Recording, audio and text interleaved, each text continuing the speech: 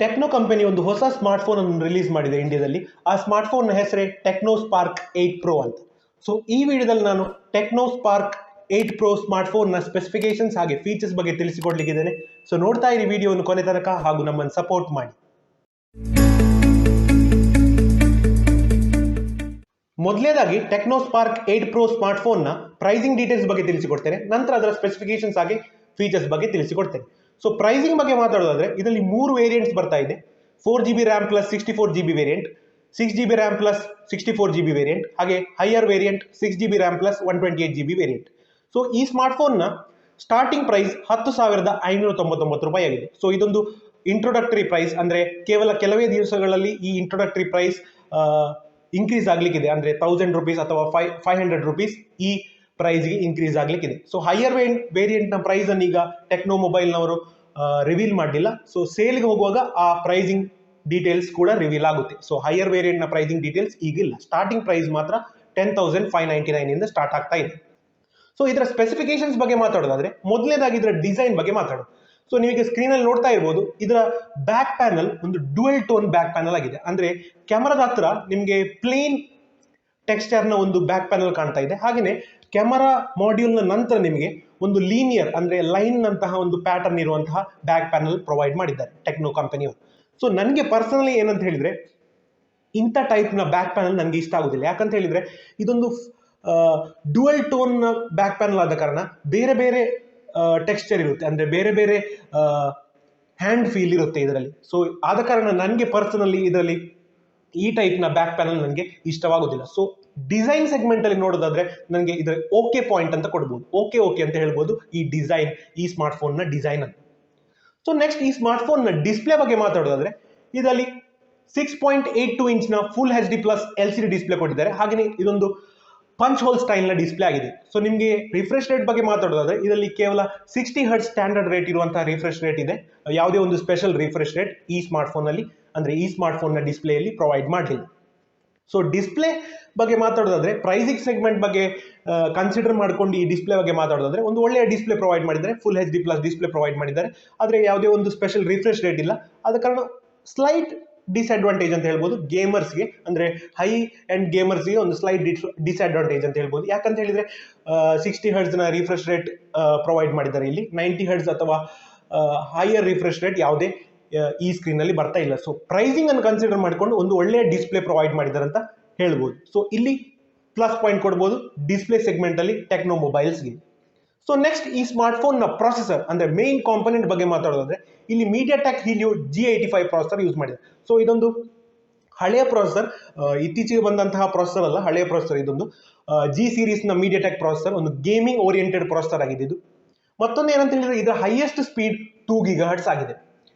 So medium ಗೇಮರ್ಸ್ಗೆ ಹಾಗೆ ಕೆಲವು multi tasking normal ಯೂಸರ್ಸ್ಗೆ ಇದೊಂದು ಒಳ್ಳೆಯ ಪ್ರೊಸೆಸರ್ ಅಂತ ಹೇಳ್ಬೋದು ಈ ಪ್ರೈಸ್ ಸೆಗ್ಮೆಂಟ್ ಅಲ್ಲಿ. ಸೊ ನನ್ನ ಒಂದು ಅನಿಸಿಕೆ ಏನಂತ ಹೇಳಿದ್ರೆ ಇವರು ಬೆಟರ್ ಪ್ರೊಸೆಸರ್ ಇಲ್ಲಿ ಯೂಸ್ ಮಾಡ್ಬೋದಿತ್ತು. ಅಂತ ಹೇಳಿದ್ರೆ G88 ಪ್ರೊಸೆಸರ್, ಇತ್ತೀಚೆಗೆ ಬಂದಂತಹ ಇದೇ ಪ್ರೈಸ್ ಸೆಗ್ಮೆಂಟ್ ಅಲ್ಲಿ ಇರುವಂತಹ G88 ಪ್ರೊಸೆಸರ್ ಕೂಡ ಇಲ್ಲಿ ಯೂಸ್ ಮಾಡಬಹುದಿತ್ತು. ಸೊ ಪ್ರೊಸೆಸರ್ ಸೆಗ್ಮೆಂಟ್ ಅಲ್ಲಿ ಪ್ರೈಸಿಂಗ್ ಅನ್ನು ಕನ್ಸಿಡರ್ ಮಾಡ್ಕೊಂಡು ಯಾವುದೇ ಒಂದು ಇಶ್ಯೂಸ್ ಇಲ್ಲ. ಸೊ ಇಲ್ಲಿ ಕೂಡ ಒಂದು ಪ್ಲಸ್ ಪಾಯಿಂಟ್ ಪ್ರೊವೈಡ್ ಮಾಡಬಹುದು ಟೆಕ್ನೋ ಸ್ಪಾರ್ಕ್ 8 Pro ಸ್ಮಾರ್ಟ್ ಫೋನ್ಗೆ. ಸೊ ಇದು ಇದರ ಪ್ರೊಸೆಸರ್ನ ಒಂದು ಸ್ಪೆಸಿಫಿಕೇಶನ್ಸ್. ನೆಕ್ಸ್ಟ್ ಈ ಸ್ಮಾರ್ಟ್ ಫೋನ್ ನ ರ್ಯಾಮ್ ಮತ್ತೆ ಸ್ಟೋರೇಜ್ ಆಪ್ಷನ್ಸ್ ಬಗ್ಗೆ ಮಾತಾಡೋದಾದ್ರೆ ಇದರಲ್ಲಿ 4GB ಅಥವಾ 6GB ರ್ಯಾಮ್ ಆಪ್ಷನ್ಸ್ ಪ್ರೊವೈಡ್ ಮಾಡಿದ್ದಾರೆ. ಹಾಗೇನೆ 64GB ಅಥವಾ 128GB ಸ್ಟೋರೇಜ್ ಆಪ್ಷನ್ಸ್ ಕೂಡ ಪ್ರೊವೈಡ್ ಮಾಡಿದ್ದಾರೆ. ಸೊ ಇದರ ಸ್ಟಾರ್ಟಿಂಗ್ ಪ್ರೈಸ್ 10,599 ರೂಪೀಸ್, ನಾನು ಮುಂಚೆನೆ ಹೇಳಿದಾಗೆ. ಸೊ ರ್ಯಾಮ್ ಅಲ್ಲಿ ಯಾವುದೇ ಒಂದು ಇಶ್ಯೂಸ್ ಇಲ್ಲ, ಅಂದ್ರೆ ರ್ಯಾಮ್ ಮತ್ತೆ ಸ್ಟೋರೇಜ್ ಅಲ್ಲಿ ಯಾವುದೇ ಒಂದು ಇಶ್ಯೂಸ್ ಇಲ್ಲ. ಒಂದು ಒಳ್ಳೆಯ ರ್ಯಾಮ್ ಮತ್ತೆ ಸ್ಟೋರೇಜ್ ಆಪ್ಷನ್ಸ್ ಇಲ್ಲಿ ಪ್ರೊವೈಡ್ ಮಾಡಿದ್ದಾರೆ. ಸೊ ಇಲ್ಲಿ ಕೂಡ ಒಂದು plus point Techno Spark 8 Pro smart ಫೋನ್ಗೆ.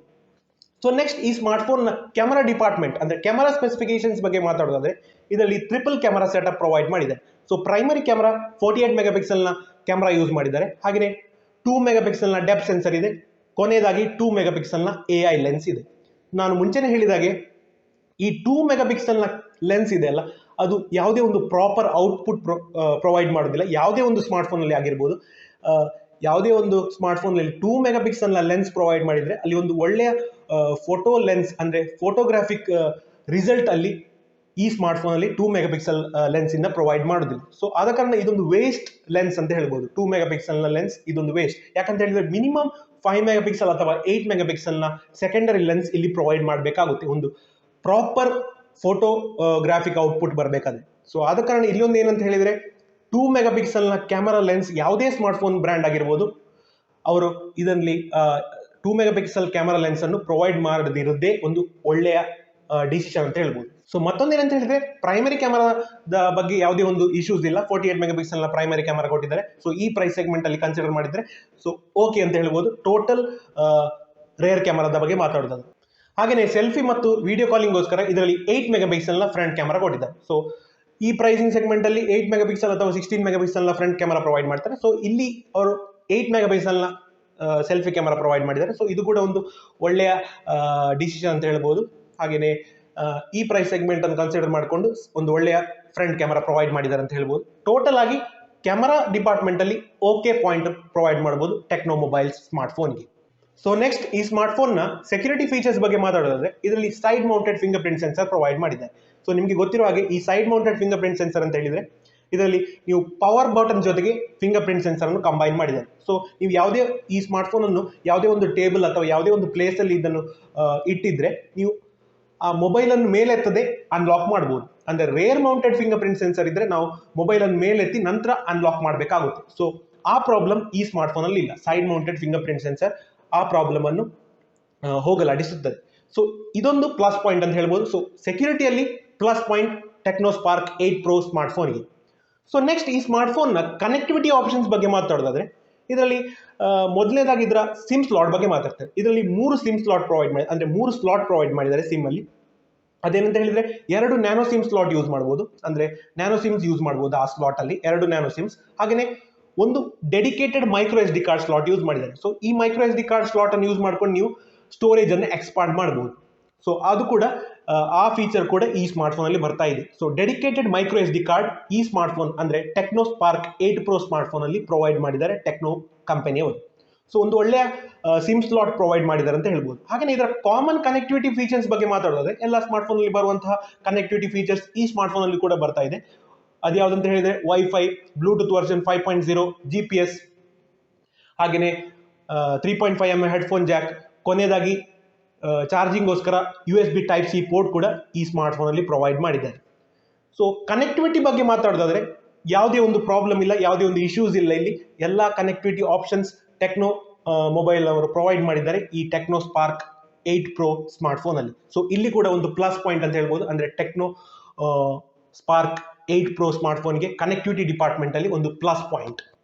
ಸೊ ನೆಕ್ಸ್ಟ್ ಈ ಸ್ಮಾರ್ಟ್ಫೋನ್ ನ ಬ್ಯಾಟರಿ ಸ್ಪೆಸಿಫಿಕೇಶನ್ಸ್ ಬಗ್ಗೆ ಮಾತಾಡೋದಾದ್ರೆ ಸೊ ನನಗೆ ಈ ಸ್ಮಾರ್ಟ್ಫೋನ್ ನ ಬ್ಯಾಟರಿ ಸ್ಪೆಸಿಫಿಕೇಶನ್ ತುಂಬಾ ಇಷ್ಟವಾಯಿತು. ಯಾಕಂತ ಹೇಳಿದ್ರೆ ಇದರಲ್ಲಿ 5000 mAh ಬ್ಯಾಟರಿ ಕೊಟ್ಟಿದ್ದಾರೆ. ಈ ಪ್ರೈಸ್ ಸೆಗ್ಮೆಂಟ್ ಅಲ್ಲಿ ಇರುವಂತಹ ಎಲ್ಲ ಸ್ಮಾರ್ಟ್ಫೋನ್ ಅಲ್ಲಿ ಪ್ರೊವೈಡ್ ಮಾಡಿದ್ದಾರೆ. ಆದ್ರೆ 33 ವಾಟ್ ನ ಫಾಸ್ಟ್ ಚಾರ್ಜಿಂಗ್ ಸಪೋರ್ಟ್ ಕೂಡ ಈ ಸ್ಮಾರ್ಟ್ಫೋನ್ ಅಲ್ಲಿ ಬರ್ತಾ ಇದೆ. ಸೊ ಇದೊಂದು ಪ್ಲಸ್ ಪಾಯಿಂಟ್ ಅಂತ ಹೇಳ್ಬೋದು. ಯಾಕಂತ ಹೇಳಿದ್ರೆ ಈ ಪ್ರೈಸ್ ಸೆಗ್ಮೆಂಟ್ ಅಲ್ಲಿ ನೀವು ನೋಡಿರ್ಬೋದು ಯಾವುದೇ ಒಂದು ಸ್ಮಾರ್ಟ್ಫೋನ್ ಆಗಿರ್ಬೋದು ಆ ಸ್ಮಾರ್ಟ್ಫೋನ್ ಅಲ್ಲಿ 20 ವಾಟ್ ಅಥವಾ 18 ವಾಟ್ ನ ಫಾಸ್ಟ್ ಚಾರ್ಜಿಂಗ್ ಸಪೋರ್ಟ್ ಪ್ರೊವೈಡ್ ಮಾಡ್ತಾರೆ. ಆದ್ರೆ ಇಲ್ಲಿ 33 ವಾಟ್ ನ ಫಾಸ್ಟ್ ಚಾರ್ಜಿಂಗ್ ಸಪೋರ್ಟ್ ಪ್ರೊವೈಡ್ ಮಾಡಿದ್ದಾರೆ ಟೆಕ್ನೋದವರು. ಸೊ ಒಂದು ಫಾರ್ವರ್ಡ್ ಸ್ಟೆಪ್ ಅಂತ ಹೇಳ್ಬೋದು, ಒಂದು ಅಪ್ಡೇಟ್ ರೀತಿಯಲ್ಲಿ ಈ ಪ್ರೈಸ್ ಸೆಗ್ಮೆಂಟ್ ಅಲ್ಲಿ ಪ್ರೊವೈಡ್ ಮಾಡಿದ್ದಾರೆ. ಸೊ ಒಂದು 33 ವಾಟ್ ನ ಫಾಸ್ಟ್ ಚಾರ್ಜಿಂಗ್ ಕೊಟ್ಟಿದ್ದಾರೆ. ಮತ್ತೊಂದು ಏನಂತ ಹೇಳಿದ್ರೆ ಟೆಕ್ನೋದವರು ಏನು ಕ್ಲೈಮ್ ಮಾಡಿದ್ದಾರೆ ಅಂತ ಹೇಳಿದ್ರೆ 0ದಿಂದ 90% ಚಾರ್ಜ್ ಇದೆಯಲ್ಲ ಅದು ಕೇವಲ 1 ಗಂಟೆಯಲ್ಲಿ ಆಗ್ತದೆ ಅಂತ ಟೆಕ್ನೋ ಕಂಪನಿಯವರು ಕ್ಲೈಮ್ ಮಾಡಿದ್ದಾರೆ ಈ ಸ್ಮಾರ್ಟ್ಫೋನ್ ಮೂಲಕ, ಅಂದ್ರೆ ಈ 33 ವಾಟ್ ಚಾರ್ಜರ್ ಮೂಲಕ. ಸೊ ಒಂದು ಒಳ್ಳೆಯ ಫಾಸ್ಟ್ ಚಾರ್ಜಿಂಗ್ ಸಪೋರ್ಟ್ ಈ ಸ್ಮಾರ್ಟ್ಫೋನ್ ಅಲ್ಲಿ ಪ್ರೊವೈಡ್ ಮಾಡಿದ್ದಾರೆ. ಹಾಗೆಯೇ ಬ್ಯಾಟರಿ ಸ್ಪೆಸಿಫಿಕೇಶನ್ಸ್ ಬಗ್ಗೆ ಮಾತಾಡೋದ್ರೆ ಒಂದು ಪ್ಲಸ್ ಪಾಯಿಂಟ್ ಅಂತ ಹೇಳ್ಬೋದು ಟೆಕ್ನೋ ಸ್ಪಾರ್ಕ್ 8 Pro ಸ್ಮಾರ್ಟ್ಫೋನ್ಗೆ. ಕೊನೆಯದಾಗಿ ಈ ಸ್ಮಾರ್ಟ್ಫೋನ್ ನ ಆಪರೇಟಿಂಗ್ ಸಿಸ್ಟಮ್ ಬಗ್ಗೆ ಮಾತಾಡೋಣ. ಇದರಲ್ಲಿ Android 11 ಬೇಸ್ಡ್ iOS 7.6 ಯೂಸ್ ಮಾಡಿದ್ದಾರೆ. ಸೊ ಇದೊಂದು ಫ್ರಂಟ್ ಅಂಡ್ ಸ್ಕಿನ್ ಯೂಸ್ ಮಾಡಿದ್ದಾರೆ ಇದರಲ್ಲಿ. ಅದ್ಯಾವುದು ಅಂತ ಹೇಳಿದ್ರೆ iOS 7.6. ಸೊ ಪ್ಯೂರ್ ಆಂಡ್ರಾಯ್ಡ್ ಅಲ್ಲ ಈ ಸ್ಮಾರ್ಟ್ಫೋನ್. Android 11 ಆಗಿದ್ರು ಕೂಡ ಇದರಲ್ಲಿ ಒಂದು ಟಾಪ್ ಆಫ್ ದಿ ಸ್ಕಿನ್ ಇದೆ, ಅದು iOS ಅಂತ ಕರೀತಾರೆ. ಟೆಕ್ನೋದವರದ್ದು ಕಸ್ಟಮೈಸೇಷನ್ ಇದೆ ಇದರಲ್ಲಿ. ಸೊ ಪ್ಯೂರ್ OS ಅಲ್ಲ, ಅಂದ್ರೆ ಸ್ಟಾಕ್ ಆಂಡ್ರಾಯ್ಡ್ ಅಲ್ಲ. ಸೊ ನಿಮಗೆ ಬ್ಲೋಟ್ವೇರ್ಸ್ ಇರ್ಬೋದು, ಹಾಗೆಯೇ ಕೆಲವೊಮ್ಮೆ ಆಡ್ಸ್ ಕೂಡ ಈ ಆಪರೇಟಿಂಗ್ ಸಿಸ್ಟಮ್ ಅಲ್ಲಿ ಬರ್ಬೋದು. ಸೊ ಪ್ಯೂರ್ ಆಪರೇಟಿಂಗ್ ಸಿಸ್ಟಮ್ ಅಂದ್ರೆ ಪ್ಯೂರ್ ಆಂಡ್ರಾಯ್ಡ್ ಆಪರೇಟಿಂಗ್ ಸಿಸ್ಟಮ್ ಯಾರಿಗೆಲ್ಲ ಲೈಕ್ ಆಗುತ್ತೆ, ಅಂದ್ರೆ ಯಾರಿಗೆಲ್ಲ ಇಷ್ಟ ಇದೆ ಅವರಿಗೆ ಈ ಸ್ಮಾರ್ಟ್ಫೋನ್ ಸ್ವಲ್ಪ ಡಿಸಪಾಯಿಂಟ್ ಮಾಡ್ಬೋದು. ಯಾಕಂತ ಹೇಳಿದ್ರೆ ಕಸ್ಟಮೈಸೇಷನ್ ತುಂಬಾ ಇದೆ, ಬ್ಲೋಟ್ವೇರ್ಸ್ ಇದೆ, ಆಡ್ಸ್ ಕೂಡ ಕೆಲವೊಮ್ಮೆ ಈ ಸ್ಮಾರ್ಟ್ಫೋನ್ ಅಲ್ಲಿ ಬರಬಹುದು. So operating system clean experience provide ಮಾಡೋದಿಲ್ಲ ಪ್ಯೂರ್ ಆಂಡ್ರಾಯ್ಡ್ ಆಗಿ. ಸೊ ಆಪರೇಟಿಂಗ್ ಸಿಸ್ಟಮ್ ಅಲ್ಲಿ ಕೂಡ ಟೆಕ್ನೋ ಸ್ಪಾರ್ಕ್ 8 Proಗೆ ಒಂದು ಓಕೆ ಪಾಯಿಂಟ್ ಕೊಡ್ಬೋದು, ಯಾಕಂತ ಹೇಳಿದ್ರೆ ಆಂಡ್ರಾಯ್ಡ್ 11 ಯೂಸ್ ಮಾಡಿದ್ದಾರೆ, ಬಟ್ ಕಸ್ಟಮೈಸೇಷನ್ ತುಂಬಾ ಇದೆ. ಸೊ ಇದು ಇದರ ಆಪರೇಟಿಂಗ್ ಸಿಸ್ಟಮ್ನ ಸ್ಪೆಸಿಫಿಕೇಶನ್ಸ್ ಅಂತ ಹೇಳ್ಬೋದು. ನೆಕ್ಸ್ಟ್, ಈ ಸ್ಮಾರ್ಟ್ಫೋನ್ ಅನ್ನು ಯಾರೆಲ್ಲ ಪರ್ಚೇಸ್ ಮಾಡ್ಬೇಕಂತಿದ್ದೀರಾ ಅವರು ಜನವರಿ 4 ನಂತರ ಅಮೆಝಾನ್ ಇಂದ ಪರ್ಚೇಸ್ ಮಾಡ್ಬೋದು. ನಾನು ಮುಂಚೆ ಹೇಳಿದಾಗ ಇದರಲ್ಲಿ 3 ವೇರಿಯಂಟ್ಸ್ ಬರ್ತಾ ಇದೆ. 4GB RAM plus 64GB variant, 6GB RAM plus 64GB storage variant, ಹಾಗೆಯೇ higher variant 6GB RAM plus 128GB storage variant. So ಇದರ ಸ್ಟಾರ್ಟಿಂಗ್ ಪ್ರೈಸ್ 10,599 rupees, ಅಂದ್ರೆ 10,599 ರೂಪಾಯಿ. ಸೊ ಜನವರಿ 4 ನಂತರ ನೀವು ಅಮೆಝಾನ್ ಇಂದ ಎಕ್ಸ್ಕ್ಲೂಸಿವ್ ಆಗಿ ಈ ಸ್ಮಾರ್ಟ್ಫೋನ್ ಅನ್ನು ಪರ್ಚೇಸ್ ಮಾಡಬಹುದು. ಸೊ ಕೊನೆಯದಾಗಿ ಈ ಸ್ಮಾರ್ಟ್ಫೋನ್ ಅನ್ನು ಯಾರಿಗೆಲ್ಲ ರೆಕಮೆಂಡ್ ಮಾಡಬಹುದು ಅಂತ ಹೇಳಿದ್ರೆ, ಯಾರು ನಾರ್ಮಲ್ ಯೂಸರ್ಸ್ ಇದ್ದಾರೆ, ಅಂದ್ರೆ 10,000 ಇಂದ 13,000 ನ ಬಜೆಟ್ ಒಳಗೆ ಯಾರೆಲ್ಲ ಇದ್ದಾರೆ, ಅಂದ್ರೆ ಸ್ಮಾರ್ಟ್ಫೋನ್ ಪರ್ಚೇಸ್ ಮಾಡ್ಬೇಕಂತಿದ್ದೀರಾ ಅವರಿಗೆ, ಗೇಮಿಂಗ್ ಓರಿಯೆಂಟೆಡ್ ಅಂದ್ರೆ ಮೀಡಿಯಂ ಗೇಮರ್ಸ್ ಯಾರೆಲ್ಲ ಇದ್ದಾರೆ ಅವರಿಗೆ ಈ ಸ್ಮಾರ್ಟ್ಫೋನ್ ಅನ್ನು ರೆಕಮೆಂಡ್ ಮಾಡಬಹುದು. ಹಾಗೆಯೇ ಯಾರಿಗೆಲ್ಲ ಮಲ್ಟಿ ಟಾಸ್ಕಿಂಗ್ ಅಂದ್ರೆ normal daily usage apps use ಮಾಡ್ತೀರಾ, ಅಂದ್ರೆ ಫೇಸ್ಬುಕ್, ಇನ್ಸ್ಟಾಗ್ರಾಮ್, ವಾಟ್ಸ್ಆ್ಯಪ್, ಅದೇ ಯಾವುದೇ ಒಂದು ಮಲ್ಟಿ ಟಾಸ್ಕಿಂಗ್ ಆ್ಯಪ್ಸ್ ಅನ್ನು ನೀವು ಯೂಸ್ ಮಾಡ್ತಿದ್ದೀರಾ ಅವರಿಗೂ ಕೂಡ ಈ ಸ್ಮಾರ್ಟ್ಫೋನ್ ಅನ್ನು ರೆಕಮೆಂಡ್ ಮಾಡಬಹುದು. ಯಾರಿಗೆ ಈ ಸ್ಮಾರ್ಟ್ಫೋನ್ ರೆಕಮೆಂಡ್ ಮಾಡ್ಲಿಕ್ಕೆ ಆಗುದಿಲ್ಲ ಅಂತ ಹೇಳಿದ್ರೆ, ಮೇನ್ ಆಗಿ ಫೋಟೋಗ್ರಫಿಯಲ್ಲಿ ಯಾರಿಗೆಲ್ಲ ಇಂಟ್ರೆಸ್ಟ್ ಇದೆ ಅವರಿಗೆ ಈ ಸ್ಮಾರ್ಟ್ಫೋನ್ ಅನ್ನು ರೆಕಮೆಂಡ್ ಮಾಡ್ಲಿಕ್ಕೆ ಆಗುದಿಲ್ಲ. ಯಾಕಂತ ಹೇಳಿದ್ರೆ ನಾನು ಮುಂಚೆನೇ ಹೇಳಿದಾಗೆ ಇದರಲ್ಲಿ 48 ಮೆಗಾಪಿಕ್ಸೆಲ್ ನ ಪ್ರೈಮರಿ ಕ್ಯಾಮೆರಾ ಒಂದು ಬಿಟ್ಟು ಬಾಕಿ ಎಲ್ಲ ಲೆನ್ಸ್ ವೇಸ್ಟ್, ಅಂದ್ರೆ ಫೋಟೋಗ್ರಾಫಿಕ್ ರಿಸಲ್ಟ್ ಅದರಲ್ಲಿ ಪ್ರೊವೈಡ್ ಮಾಡೋದಿಲ್ಲ ಈ ಲೆನ್ಸ್, ಈ ಸೆಕೆಂಡರಿ ಲೆನ್ಸ್ಗಳೆಲ್ಲ. ಸೊ ಆದ ಕಾರಣ ನೀವು ಹೈಯರ್ ಬಜೆಟ್ ಅಲ್ಲಿ ಒಂದು ಬೆಟರ್ ಕ್ಯಾಮರಾವನ್ನು ಪರ್ಚೇಸ್ ಮಾಡಬಹುದು, ಅಂದ್ರೆ ಬೆಟರ್ ಕ್ಯಾಮರಾ ಫೋನ್ ಅನ್ನು ಪರ್ಚೇಸ್ ಮಾಡಬಹುದು ಹೈಯರ್ ಪ್ರೈಸ್ ಸೆಗ್ಮೆಂಟ್ ಅಲ್ಲಿ. ಸೊ ಫೋಟೋಗ್ರಫಿಯಲ್ಲಿ ಇಂಟ್ರೆಸ್ಟ್ ಇರೋರಿಗೆ ಈ ಸ್ಮಾರ್ಟ್ ಫೋನ್ ಅನ್ನು ರೆಕಮೆಂಡ್ ಮಾಡ್ಲಿಕ್ಕೆ ಆಗುದಿಲ್ಲ. ಹಾಗೇನೆ ಯಾರೆಲ್ಲ ಹೈ ಎಂಡ್ ಗೇಮರ್ಸ್ ಇದ್ದೀರಾ ಅವರಿಗೆ ಕೂಡ ಈ ಸ್ಮಾರ್ಟ್ ಫೋನ್ ರೆಕಮೆಂಡ್ ಮಾಡ್ಲಿಕ್ಕೆ ಆಗುದಿಲ್ಲ. ಯಾಕಂತ ಹೇಳಿದ್ರೆ 60 Hz ನ ಸ್ಟ್ಯಾಂಡರ್ಡ್ ರಿಫ್ರೆಶ್ ರೇಟ್ ಇದೆ. ಸೊ ನೀವು ಹೈ ಎಂಡ್ ಗೇಮ್ಸ್ ಯೂಸ್ ಮಾಡುವಾಗ ನಿಮಗೆ ಒಂದು ಒಳ್ಳೆಯ ಡಿಸ್ಪ್ಲೇ ಬೇಕಲ್ಲಿ. ಯಾಕಂತ ಹೇಳಿದ್ರೆ ಒಂದು ಒಳ್ಳೆಯ ರಿಫ್ರೆಶ್ ರೇಟ್ ಇರುವಂತಹ ಡಿಸ್ಪ್ಲೇ ಬೇಕು, ಅಂದ್ರೆ 90 Hz ರಿಫ್ರೆಶ್ ರೇಟ್ ಇರ್ಬೋದು, ಅಥವಾ ಯಾವುದೇ ಒಂದು ಹೈಯರ್ ರಿಫ್ರೆಶ್ ರೇಟ್ ನ ಡಿಸ್ಪ್ಲೇ ಬೇಕು. ಇಲ್ಲಾಂದ್ರೆ ಗೇಮ್ಸ್ ಫ್ರೇಮ್ಸ್ ಸ್ಟಕ್ ಆಗುತ್ತೆ. ಆದ ಕಾರಣ 60 Hz ನ ಸ್ಟ್ಯಾಂಡರ್ಡ್ ರಿಫ್ರೆಶ್ ರೇಟ್ ಇರುವಂತಹ ಈ ಡಿಸ್ಪ್ಲೇ ಹೈ ಎಂಡ್ ಗೇಮರ್ಸ್ಗೆ ಒಳ್ಳೇದಲ್ಲ ಅಂತ ಹೇಳ್ಬೋದು. ಸೊ ಹೈ ಎಂಡ್ ಗೇಮರ್ಸ್ಗೆ ಕೂಡ ಈ ಸ್ಮಾರ್ಟ್ ಫೋನ್ ರೆಕಮೆಂಡ್ ಮಾಡ್ಲಿಕ್ಕೆ ಆಗುದಿಲ್ಲ. ಸೊ ಈ ವಿಡಿಯೋದಲ್ಲಿ ಇಷ್ಟೇ. ಸೊ ನಿಮ್ಗೆ ಈ ವಿಡಿಯೋ ಇಷ್ಟವಾಗಿದ್ದಲ್ಲಿ ಲೈಕ್, ಶೇರ್ ಹಾಗೂ ಸಬ್ಸ್ಕ್ರೈಬ್ ಮಾಡಲು ಮರೆಯದಿರಿ. ಹಾಗೆ ನಿಮ್ಮ ಒಂದು ಲೈಕ್ ಮತ್ತೆ ಸಬ್ಸ್ಕ್ರಿಪ್ಷನ್ ಇಂದ ನಮಗೆ ಮುಂದಿನ ಟೆಕ್ ವಿಡಿಯೋ ಮಾಡಲಿಕ್ಕೆ ಪ್ರೋತ್ಸಾಹ ಸಿಗುತ್ತೆ. Tata, bye bye. Technical domain signing off.